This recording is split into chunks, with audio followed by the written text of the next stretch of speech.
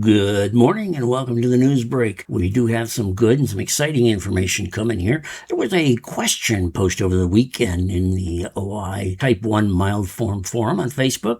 Essentially, Melida, sorry, mispronounced that, posted a ScienceAlert.com article and said, could this help with OI? The article itself, breakthrough to make bones stronger, could reverse osteoporosis. This article is actually based on release from a lab in China that was released earlier in the year. The Chinese experiment was based on some research done June of 2025, title of which Mechanosensitive Adhesion G Protein Coupled Receptor 133 enhances bone formation. And I will admit, as soon as I saw that headline and started skimming through it, a couple of things went off in my mind and said this could be pretty exciting. In reference to Melida's question, however, two things you want to look for when you see articles like this, and please, if you see articles that interest you or there's too much medical speak in it, send me a copy. But I have spent 20 years working with them, not to mention a lifetime with physicians. But more important, this is one of those types of research that I really enjoy doing. So you see these articles, if they pique your interest or you think they might have promise, send them over to me, shoot them over to Jerome@theoiguy.com, and I'll take a look and see what I can find out for you. The two things to look for, however, when you look at these things are genetic markers as well as what it is targeting within the bone. And by genetic markers, there are two major gene groups to look at. Most doctors will tell you, call 1A1, call 1A2. There are others involved, but those are the two majors. If you see other genes involved, that doesn't mean it doesn't apply. It just means they're stretching out from what we consider to be the usual. The second one is demineralization. Osteoporosis is in fact defined as a demineralization of the bones. So when you see that, you know right off the bat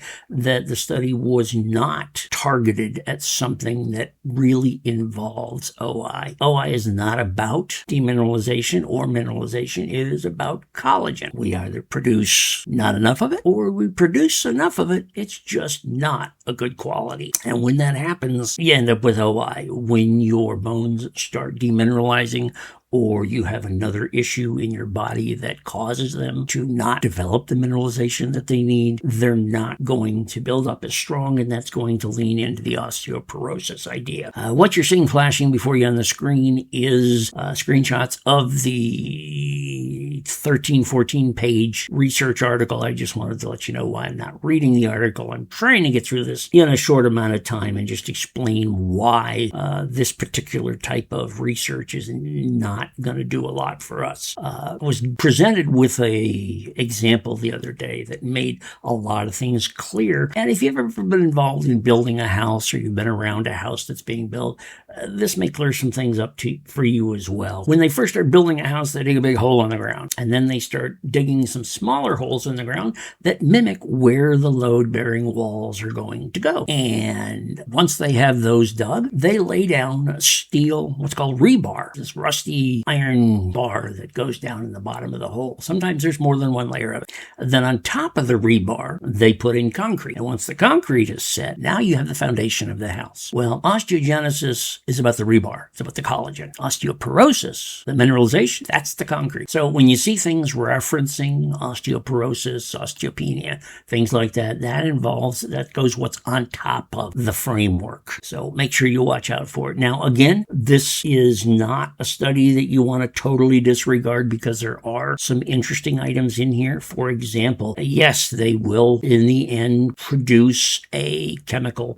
or a medicine that they will want to inject into your body to resolve the way your bones build. Now again, this is for folks with osteoporosis, not osteogenesis. But what they found is that the bones in the mice that they were testing on built twice as quickly when the mice were active than when they were at rest. Now, unfortunately, it becomes a challenge with OI patients because a great deal of our life is spent at rest. You break a leg, they immobilize it immediately. You break your ribs, it's hard to breathe if you are in a wheelchair, what have you. One of the things that I know Tony works on and talks a lot about is the constant movement. I have a friend of mine who has another genetic disorder that is not OI, but she realized one day that the more she moves, the better she feels. I don't know about you, but sometimes that feels a little counterintuitive because you just want to sit down and relax. But I personally have I've noticed that on days when I get up, get in the shower, get dressed, and get out, I have a much more productive day than on days, Saturdays, for example, where I'll get up, I'll pour a cup of coffee, I'll watch TV for an hour, and then I'll try and get motivated enough to go take a shower. Those days are just miserable. And I notice that the pain goes up as well. So again, there are some interesting ideas in here. There are some hints, some things that we can do more. Please, when you see an article like this, if it piques your interest or you're just curious about did I read what I think I read? Shoot it on over to me. I love doing research like this. I think it can help everybody. It's something I enjoy doing. It's a